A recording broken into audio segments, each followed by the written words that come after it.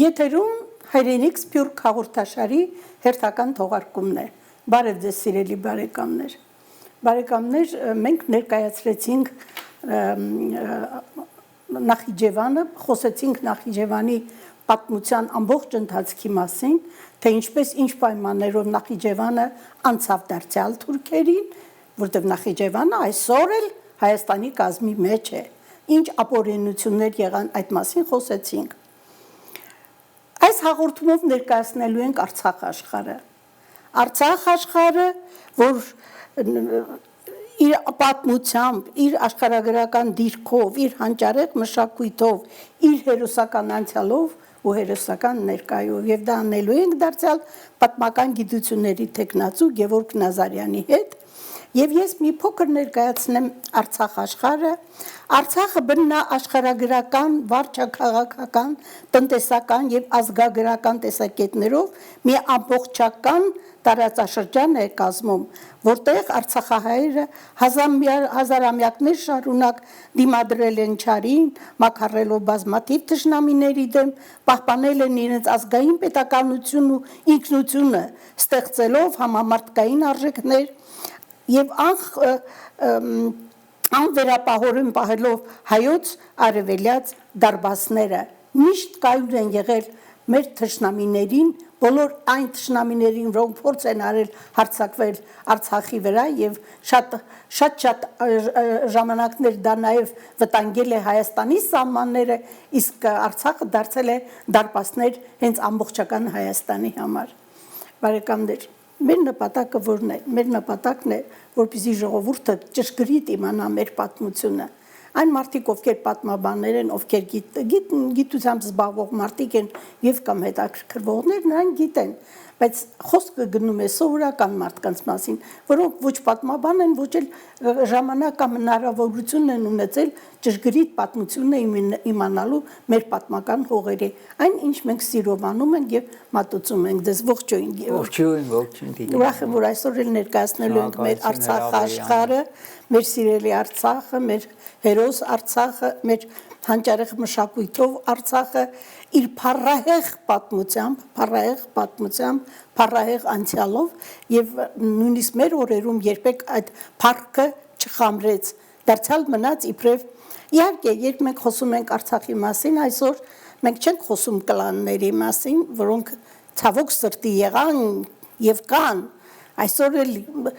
այդ մասին շատ է խոսվում եւ ճշմարտություն կա դրա մեջ, այդ կլանները քիչ բան չարեցին Արցախը այսօր կործանելու եւ թշնամու ձեռքը անցնելու համար։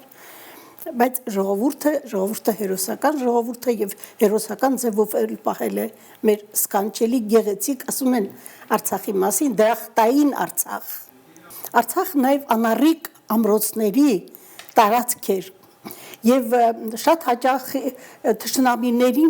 թշնամիներից պաշտպանվելու համար անգամ Հայաստան, երբ որ Հայաստանին էր վտանգ, մյուս շրջանների նահանգներին էր վտանգ սպառնում, գալիս էին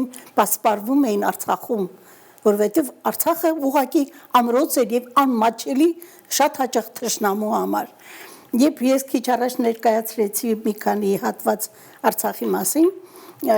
գիտեմ, որ շատ աշխատություններ, գրքեր կան Արցախի վերաբերյալ մեր պատմաբանների կողմից գրված։ Իհարկե, պետք է նաև ասեմ, որ սովետական շրջանում մեր պատմաբաններին թույլ չէին տալիս գնալու Արցախ եւ պատմական ուսումնասիրություններ կատարելու, արգելում էին։ Այնուամենայնիվ շատ գիտնականներ եղան, որոնք գրեցին, այդ գրողներից մեկը Վահրամ Բալայանն էր, Արցախի պատմության հնադարից մինչև մեր օրերը, որից մի հատված ես փոքրիկ հատված կարդացի։ Խնդրեմ, ներկայացնում ենք Արցախի իր բոլոր հզորությունների, գույների, մշակույթի, իր ամբողջ անցյալով եւ այսօր ներկան մերը չի, բայց ես կարծում եմ, որ դա ժամանակավոր բացակայություն է եւ անպայման կդառնա մերը։ Խնդրեմ, համեցեք։ Շնորհակալություն հրավերի համար, այո, իրոք դեպ պարոն Վահրամ Բալայանը շատ մեծ լավ ուսումնասիրություններ ունի, նաև Արցախի ազգային ժողովի խոսնակներ երկար տարիներ, շատ լավ անձնավորություն է, ես պատիվ եմ ունեցել հյուրընկալվել իրեն տանը, երբ որ Արցախ եմ այցելել, այնպես որ շատ հանգամանորեն է գիրքը գրված։ Այո, իրոք իրոք Արցախը մեզ համար մեր կարևորագույն հայկականության կենտրոններից է եղել հնուց ի վեր ամենահնագույն շրջանում իրոք հիշատակվում է Արարատյան թագավորության կազմի մեջ, այսինքն ավելի վստահ արձանագրություններ ունենք, Արդախ եւ այլն ձևով հիշատակվում է սեպագիր արձանագրություններում, անունը շատ հնամենի է, իդեպ հենց անունը Արցախ անունը մեկնաբանվում է, ստուգաբանվում է իբրև Արցախ, Արայի անտառ, ունենք Արայի լեռ, ունենք Արագած, Արագահ եւ այլն, Արայի գահը եւ այլն եւ Արցախը Արայի անտառները, որտեղ հատկապես հնագույն շրջանում հարուստ էր այսպես լի անտառներով, նրանք որոնք առիթ են ունեցել այցելելու Արցախ, երբ որ դեռ մեր վերահսկողության տակ էր բնականաբար այդ շրջանները Խարվաճար եւ այլն կարող են հաստատեն թե ինչքան հարուստ էր ինքը այդ գեղեցիկ հարուստ անտառներով առասարակ բնությունը բզբզականությունը իրոք ծաղիկը դրախտային, դրախտային, այո, իրոք դրախտային էր մեր Արցախը եւ ուրեմն ինքը ամբողջովին այդ իհարկե հնագույն շրջանում նույնպես ինչպես ասացի հետագայում մտավ մեծ հայքի թագավորության բնականաբար կազմի մեջ մեր աշխարհներից մեկն էր 10-րդ աշխարհն էր Արցախ աշխարհը եւ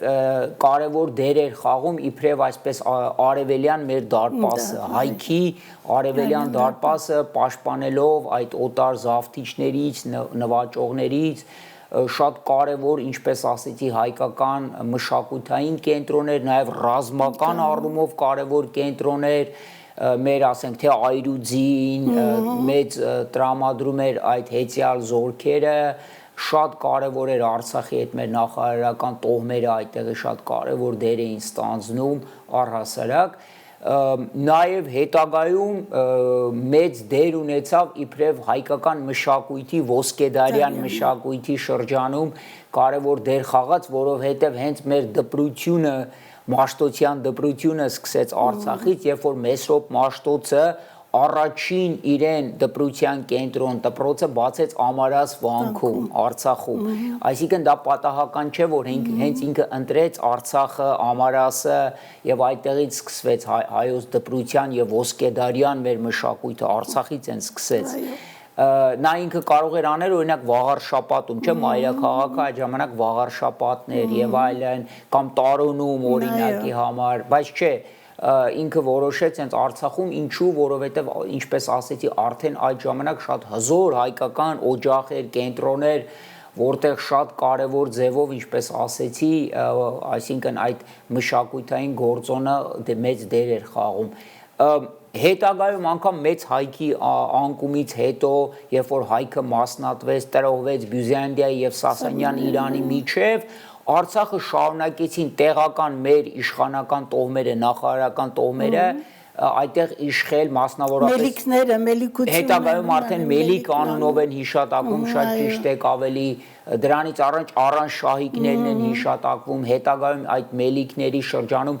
կարևոր դեր խաղաց այդ Խաչենի իշխանապետությունը, այո, միջնադարում։ Այդպես էլ մնաց ինքը պատմության մեջ որպես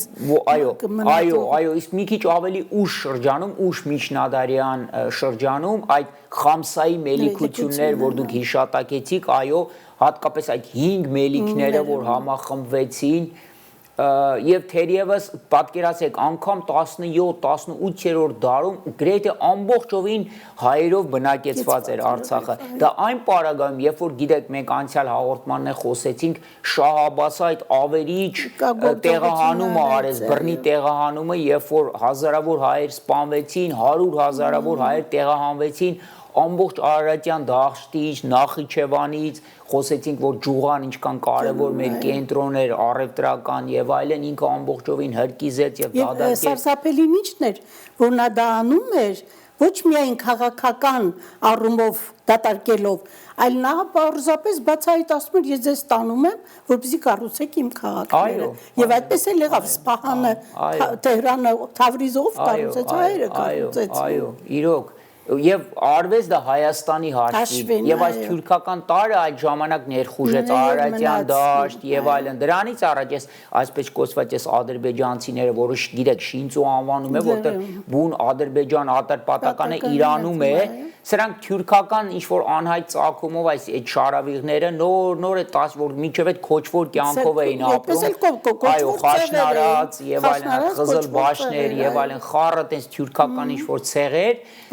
նոր այո այդ դատարկված հայկական լքված տների մեջ սկսեցին հաստատվել այդ 17-րդ դարից բայց հատկանշական է որ անգամ այդ ժամանակ Արցախում իրենք չկարողացան հաստատվել Արցախում իրենք նոր 18-րդ դարին են սկսվել հաստատվել որոշ մասերում ինչպես Շուշիում օրինակ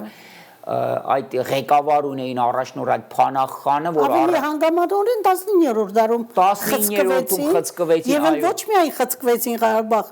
այդ ժամանակ Բաքուն էլ մերն էր որը Բաքու իշխանի կողմից էր ստեղծվել իրենք նայեք ինչքան լայն մտան եւ ինչքան էլ իրենց ընթരാճ գնացին ինչի համար եւ հիմա տեսեք իրենք հիմա այդ կարևոր փաստը պետք է հիմա ընդգծել ինչն էր դրա հիմքում ընկածը իրենց ինչպես իրենք ներխուժեցին դե գիտեք օրինակ այդ մինչև սովետը մելիքների մեջ պարակտում կար օրինակ այդ Փանախ խան ունեին այդ թաթարական թյուրքական այդ ղեկավարը որը մելիքներից մեկին ինքը Շահնազար անունով ինքը իրեն այսպես ասած իբր թե դաշնակից ներկայացավ մյուս 4 մելիքների դեմ պատկերացնում եք եւ ցավոք սրտի այդ մելիքը գնաց այդ համագործակցությանը նորից բայց չպետք է մենք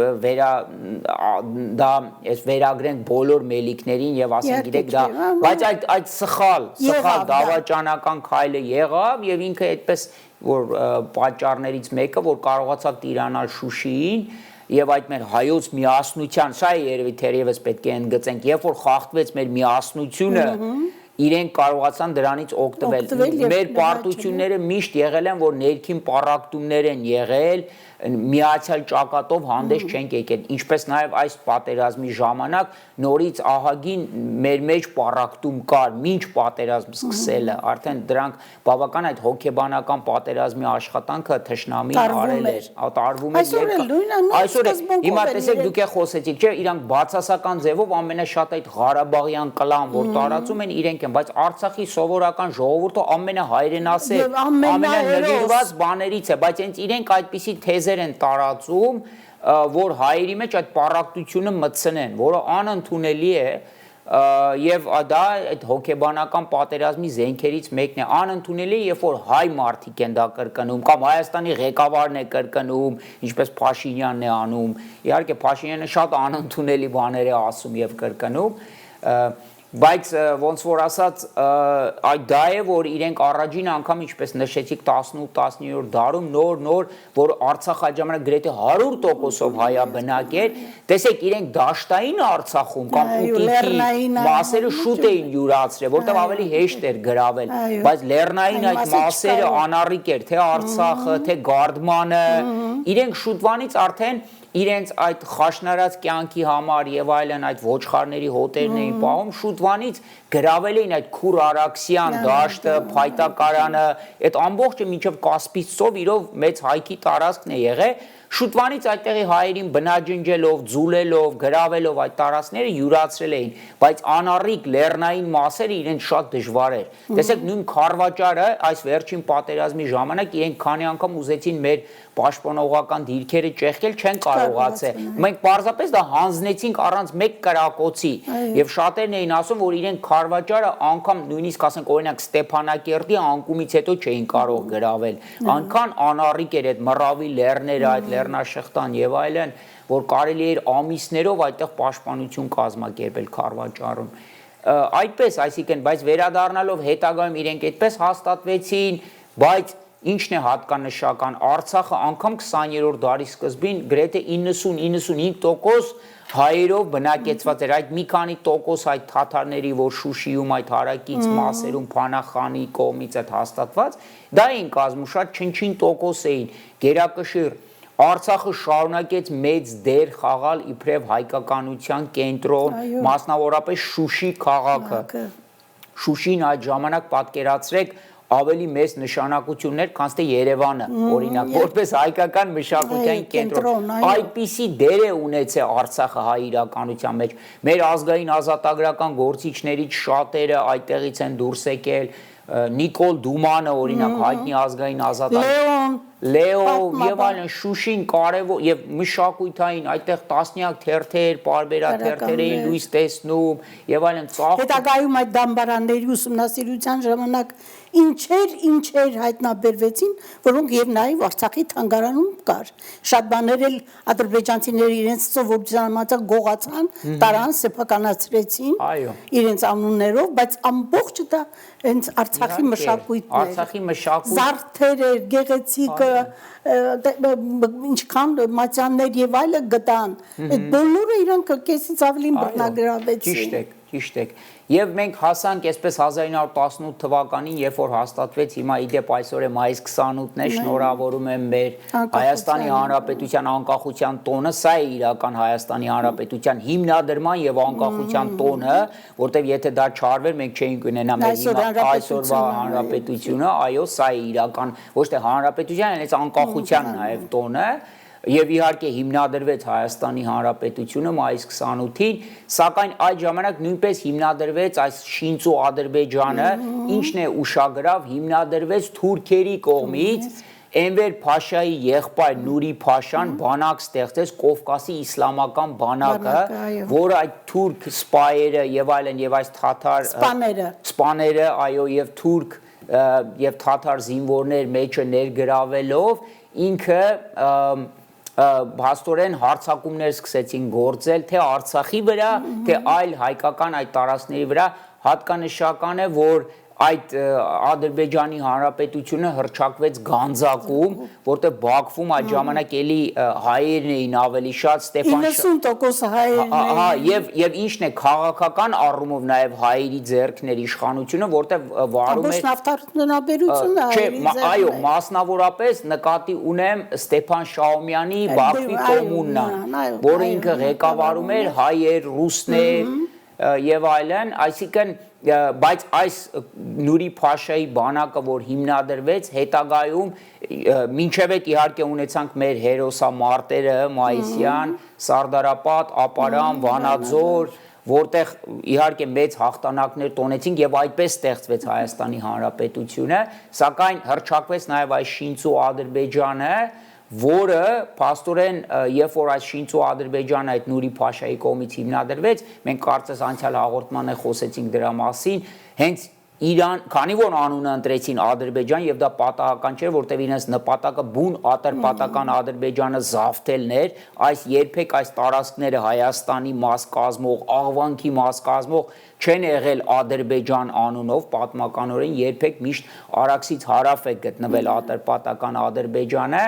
Իրանը բողոքի նոտա հղեց Օսմանյան կառավարությանը, ոչ թե այս Շինծո կառավարությանը, որտեղ իրեն գիտեին, որ այս պետությունը որպես խամաճիկ, որպես պան-թուրքիստական նախագիծ թուրքերի կողմից է հիմնադրվել։ Ինքը իրական պետական միավոր չէր, արհեստականորեն ստեղծված թուրքերի կողմից, իրենց այդ մեծ թուրանի նպատակը իրականացնելու համար իդեպ թուրքերը նաև նպատակ չունեին որևիցե ձևով ճանաչելու Հայաստանի Հանրապետությունը, բայց մեր մայիսյան հերոսամարտերը, մեր պայքարը ստիպեց իրենք, որ իրենք հաշվի նստեն հայկական գործոնի հետ։ Այսինքն տեսեք ինչքան կարևոր է, որ երբ որ դու դիմադրում ես, պայքարում ես, անգամ թշնամին, որը ունի այդպես հայաջինջ ծրագրեր, որ իրենք ուզում են ամբողջովին ջնջել, ինչ որ գիտեք, Արևմտյան Հայաստանում արդեն կատարել էին ցեղասպանությունը, զավթեցին, շարժվեցին առաջ եւ ուզում էին Արևելյան Հայաստանում նույնը անեին։ Իդեպ այդ Կովկասի իսլամական բանակը ինքը նաև Բաքվում կոտորած կազմակերպեց շուրջ 30,000 հայերի, երբ որ կոմունան ընկավ Ստեփան Շահումյանը, իրանք սրի քաշեցին։ Եվ այդպես Բաքվի նաև այդ մեծ հոծ հայկական ներկայությունը կոտրովեց, մինչև այդ կոտորածները արեցին Գարդմանում, Արցախում, այդ բանակը, որ շարժվում էր դեպի Բաքու։ Բայց ամբողջ մեր պատմությունը կոտորածի պատմությունն է, Գևորգ։ Պայքար կան, հաղթանակներ կան, ձեռքբերումներ շատ կան, ուղղակի ընթացքում իհարկե այդ դա է։ Ինչու, որտեղ իրենց թիկունքին կանգնած են հզոր պետությունները։ Այո, բայց տեսեք, որովհետև նավթը շատ գրավիչ է, Անգլիան շատ որոշակիորեն Ադրբեջանի կողմն է, որովհետև գիտեք, այսօր նավթի մեծ բաները պատկանում են իրեն։ Այո, Եվ որ շարունակ մենք ընդգծում ենք Ադրբեջան անունը պատահական չեն, ոչ պատահական չդրեցին։ Ինչու նրանք ատրպատականի ադրբեջանցիներին դրեցին, որովհետև իրենց Թուրանի համաձայն նպատակը երկու ադրբեջանների պարսկական եւ այս Ադրբեջանի միացումն էր։ այո, Նրանք այսպիսի ծրագրեր ունեին եւ ունեն այսօր էլ։ Եվ երբ որ Ալիևը ճորթում է բերանը, թե մենք հզոր ենք, հենց դա է ակնարկում, որ ունեղ ունենք 20 միլիոն պարսկական Ադրբեջան, որ ամեն րոպե կարող է միանալ այս Ադրբեջանի հետ, եթե նպաստավոր աշխարհի նպաստավոր քաղաքականությունը իրենց կողմը լինի։ Իսկ մենք տեսնում ենք, որ աշխարհի նպաստավոր քաղաքականությունը իրոք իրենց կողմն է։ Հայերի կողքը չեն երբեք։ Գիտեք, մի կողմից համաձայն եմ, բայց մի կողմից այդքան էլ Բայց համաձայն փաստը չեմ։ մենք տեսնում ենք։ Չէ, որովհետև Մենք փաստը տեսնում ենք, շարունակ մենք տալիս ենք։ Տալու գաղափարը շատ դարձավ մաչելի հայի համար։ Հասկանում եք, շատ հեշտ ենք տալիս։ Թվարկենք, թե ինչքան ենք տվել եւ շարունակում ենք։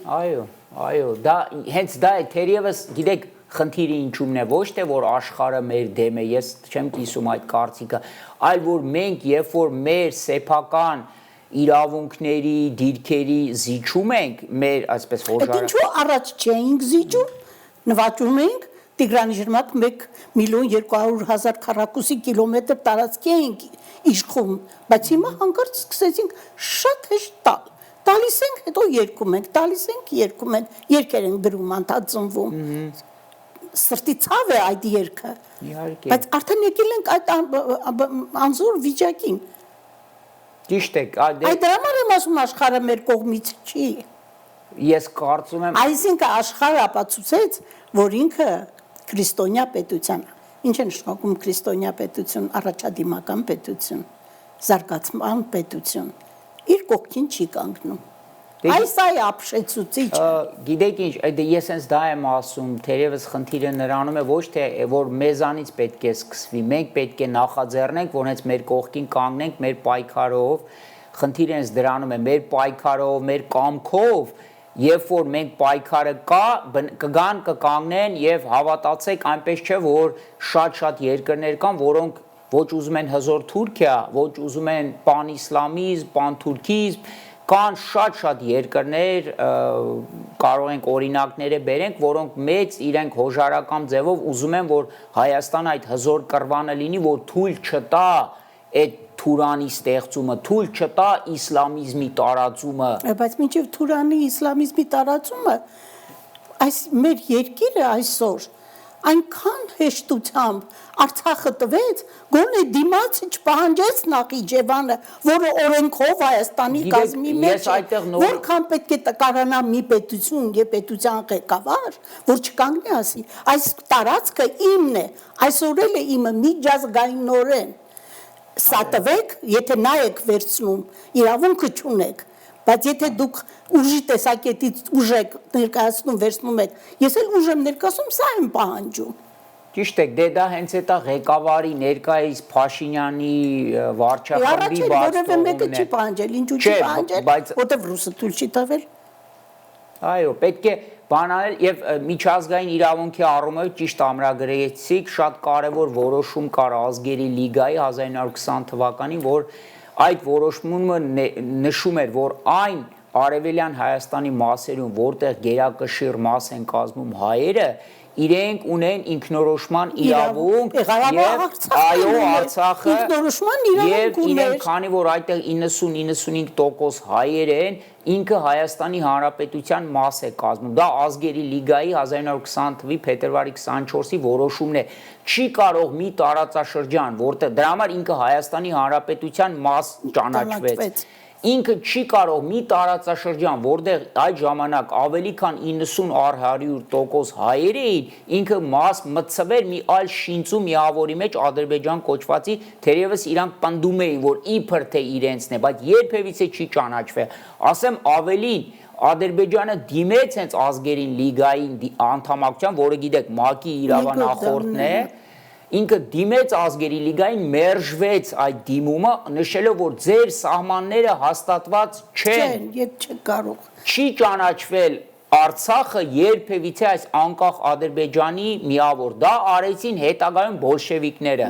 դա էլ արեցին թուրքերի, քեմալականների հորդորով, որ այդ հայապատկան տարածքները Նախիջևան, Արցախ եւ այլն մտցրեք այս շինծու խորհրդային Ադրբեջանի կազմի մեջ, որը երբևիցե չի ճանաչվել միջազգայինորեն։ Ի տարբերություն ազգերի լիգայի որոշման, որ ասում են, քանի որ Արցախում այսպես 90 ավելի տոկոս հայեր են, ինքը Հայաստանի Հանրապետության մաս պետք է կազմի։ Տեսնում եք, այսինքն մեր իրավական հիմքերը, որ Արցախը Հայաստանի Հանրապետության մաս է կազմում, շատ ավելի ամուր են եւ հստակ են, քան թե Ադրբեջանինը, որը հիմնվում է խորհրդային այդ որոշումների վրա, որը չկա, որը արդեն է խորհրդային, ինքը ժամանակ էլ պետք է Արցախը միացնեին Հայաստանի։ Խորհրդային Ադրբեջանը որպես պետական միավոր ճանաչված չէր նախ, երկրորդը դրանք արդեն ապօրինի որոշում էին, որովհետև այդ օրինակ այդ բանի Կավ բյուրոյի որոշումը կա 23 թվականին, որ իդեպ մինչև այդ ինքը ներողություն 21 թվականի հուլիսին նախապես ճանաչվեց Արցախը որպես Հայաստանի խորհրդային Հայաստանի մաս, դրանից առաջ Նարիման Նարիմանով հենց իրենց ղեկավարը ճանաչել էր եւ հայտարարեց, այո, սակայն դրանից հետո անմիջապես հետո հաջորդ օրը հուլիսի 5-ին այդ նույն Կավ բյուրոյի կողմից որոշում կայացվեց, որ իբր թե պետք է խորհրդային վարչականորեն անկախ Ադրբեջան գոյություն չունեն, վարչականորեն պետք է կազմի իրեն մաս, սակայն հայերի իհարկե դա էլ բողոքեցին, իբր թե բավարարելու համար ստեղծվեց հայկական ինքնավարություն, Լեռնային Ղարաբաղի ինքնավար մարզը, ֆիկտիվ ձևով Ադրբեջանի, բայց դա ոչ միջազգային առումով ինքը որևիցե ուժ չունի, որովհետև այո, թե անգամ այդ Կավ բյուրոյի որոշումը դա ընդամենը անգամ խորհրդային Հայաստանի որոշում չէր, Կավ բյուրոն, որը Ռուսաստանի ինչ-որ մի հատ կուսակցական մարմին էր, ինքը իրավունք չուներ նման որոշումներ կայացնել, այսինքն որևիցե հիմքեր չկա, երբեք չի եղել Արցախը անկախ Ադրբեջանի կազմում։ Չունենալով հիմք, չունենալով օրենքի ուժ, չունենալով միջազգային հովանավորություն, ինքը սկսեց իր ձեռագրի համաձայն հալածել հայերին, Արցախում իրենց իսկ կողի վրա սկսեց իր հալածանքները, ժողովրդին հանեցին իրենց ափերից շատերը հեռացան, լքեցին Արցախը, թուլացրեցին Արցախը եւ ինքն էլ իր մարդկանց բերեց լցրեց։ Իրենց սովորությունը դա է, ինչպես գրավել տարածքը, բերել լցնել։ Տեսեք, նույնը արեցին Նախիջևանում 20-րդ դարին այդքան հոտ հայերը դուրս եկան, ամբողջ 20-րդ դարին, արդեն 20-րդ դարասկզբին լրիվ ուրիշ պատկեր էր, 20-րդ դարի վերջում Նախիջևանում ոչ մի հայ չի չմնաց։ Եվ ամբողջ հուշարձանները ոչնչացրեցին, ինչպես այդ Ջուղայի հայտնի խաչքարների դաշտը եւ այլն, ամբողջ սրբեցին եւ ոչնչացրեցին, որ այդպես հետքեր։ Հիմա նույնն էլ Արցախում են անելու, իհարկե անում են։ Եվ մեզ եթե մենք գնում ենք դրա հետքերով եւ այդ տրամաբանությամբ, Հայաստանից էլ այսօր ժողովուրդը հանգիստ դուրս է գալիս, ինչպես այդ բառն են ասում, մեյդանը պարսկերեն բառ է, տալիս են իրենց, որ իրեն կան լցվեն։ Դրա համար գիտեք ինչ շատ խիստ կարևոր է, որ ճիշտ ղեկավարություն լինի, երկիրը պետք է ղեկավարեն ազգային եւ խիստ հայեցակարգով, արգելվի Հայաստանը լքելու եւ դուրս գալու։ Սովորակ դժվար է, գիտեք, ընդհանուր եւ սա մեր բոլորիս է։ Մենք յուրաքանչյուրս այստեղ Սփյուռքում ապրողները, որոնք հարկադրաբար անշուշտ դուրս եկան, էլի հանցագործ ենք, որ լքեցինք մեր հայրենիքը, որ պետք է մեկ պահեինք այսօր 5 արդեն դարձել ենք 4 միլիոն, 5 միլիոն։ Եվ նորից դուրս եկանք, նորից իրենք շատ հանգիստ իմ նպատակներ են հետապնդում, ինչպես արեցին Գանձակը, ինչպես Նախիջևանը, ինչպես Արցախը կան լցվեն։ Սա է սարսափելին, սա է, որ մենք պետք է այսօր մեր ժողովրդին ասենք, որ զգուշացեք, այսպիսի ծրագիր կա։ Այո, եւ հիմա ճիշտ, այսինքն տեսեք իրենց օրակարգը առաջ են, հակահայ այդ օրակարգը առաջ են տանում Եվ բացահայտ են անում, օրենքի ուժով, դու գիտեք, որ արտասահմանում էլ սեմինարներ են անում, Արևմտյան Ադրբեջան վերնագրով, մի հատ դրանց համարձակությունն ու լկտիությունը տեսեք, Այսինքն իրենց համար պատմություն, գիտություն, ճշմարտություն ամեն ինչը իրենց համար զրո է։ Գոյություն ունի իրենց լոբին, շատ հանճարեղ լոբի ունեն, որով կարողանում են մոլորեցնել, հիմարացնել ամբողջ աշխարհին։ Եվ աշխարհն էլ գնում է, այնտեղ էլ մարդիկ են գալիս նստում պաշտոնական, ասենք ամերիկացի է, անգլիացի է,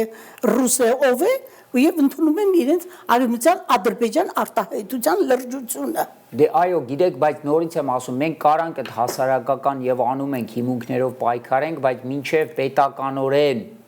հակադարձում չլինի, այսօր մենք չունենք այդ, քանի որ Արդեն պետականության թուլությունը արդյունքն է, որ մարդիկ լքում են Հայաստան։ Դե պետականությունը պետք է ուժեղացնի հստակ կառավարություն, հստակ մարդիկ պետք է գան, որ իրենք դա անեն, ինչքան է ժողովուրդը իր, այսպես ասած, դա ամենաբարձր կազմակերպման ձևն է, եթե ճիշտ ուղղությունով չի գնում երկիրը, գիտեք, սովորական ժողովրդին ասել, որ գիտեք ինչ ձեր սխալն է, ձեր պետք է ճիշտ այդ աշխատանքը կազմակերպվի, լծակները, պետական լծակները ճիշտ պետք է աշխատեն։ Երբ որ այդ պետական լծակները չեն աշխատում այդ ուղղությամբ,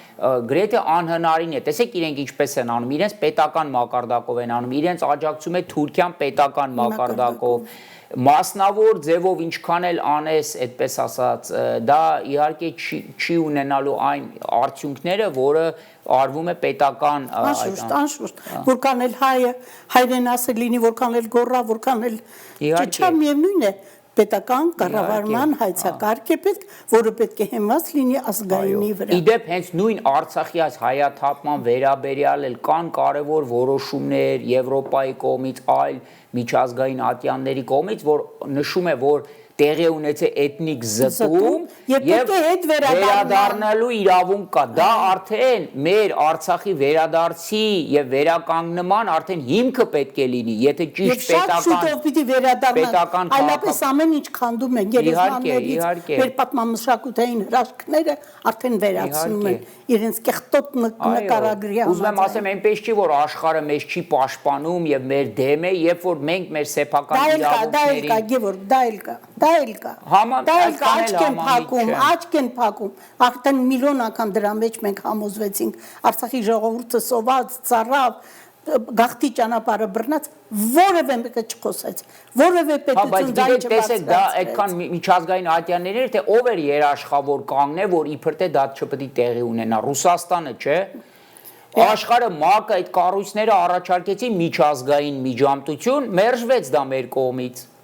Իրենք ասեցին խաղապահները թող լինեն միջազգային շրջանակներ, ոչ թե ռուսական, հայկական կողմը դա մերժեց, հենվելով ռուսական կողմի վրա, ռուսական կողմն է այդ խաղապահները նայում էին, թե ինչպես է մեկ տարի սովի մատնված Արցախը, հետո էլ հանձնեցին իրենց։ Ով այդ որոշումները կայացնեց, աշխարհը արեց, թե կոնկրետ մի հատ հստակ մենք ընդունեցինք այդ խաղի կանոնները եւ մենք մենք չգիտենք, որ Ռուսաստանը ցեղասպանություն նստած է մեր բկին։ Փաստորեն չգիտենք, որ նորից գնացինք այդ քայլի եւ այդպիսով Արցախն է կորցրեցինք։ Այն երկիրը, որը արդեն ապօրինաբար, թեև բոլշևիկյան էր, կարևոր չի, արդեն ինքը ապօրինաբար փոխանցել էր Արցախը իրենց ժամանակ, թեև անկախ Ադրբեջանի մաս չէր, նույնպես հետագայում արդեն այս Պուտինյան Ռուսաստանը հանձնեց իրենց արդեն Արցախը։ Մինչև այդ ինչու Լավրովի պլանը չէին կազմել։ Այո, իհարկե։ Մինչև այդ ով էր զինել իրենց մինչև ատամները, զենքերի այս 60-70%-ը, որ այդ զենքերով զտումը եւ Արցախի վրա հարձակումը տեղի ունեցավ, Ռուսաստանն էր տրամադրել։ Ոչ միայն այլ ժամանակը մենք անցել ենք եւ որ ես ստացել եմ մի տաղանդավոր երիտասարդից բանաստեղծություն, որը կոչ է համայն հայության աշխարհի, համայն հայությանը պետք է ընթերցեմ այս բանաստեղծություն, անանուն չի ուզել, որ իր անունը ասենք։ Գիտեք ինչ դժվար է տեսնել հայրենյաց մահը, վախը վախ չի արդեն, ցավն էլ ցավ չի, նույնիսկ աղ չի։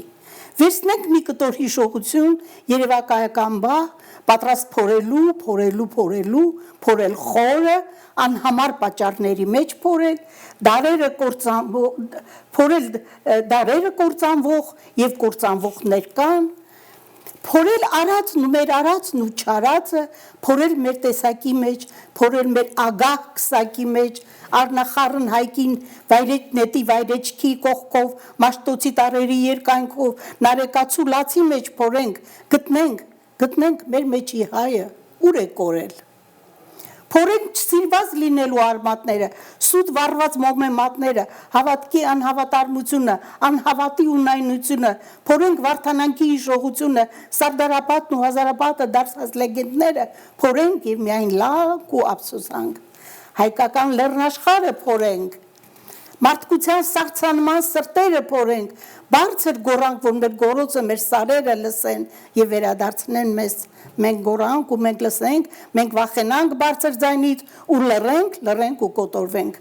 Փորել անբարո բարքերի սունդուկը, ուր մեր կորսված երազանքներն են կողկոնզում։ Մաշտոցի տարերի երկանքով նարեկացու լացի մեջ փորենք, գտնենք մեր մեջի հայը, ուր է կորել։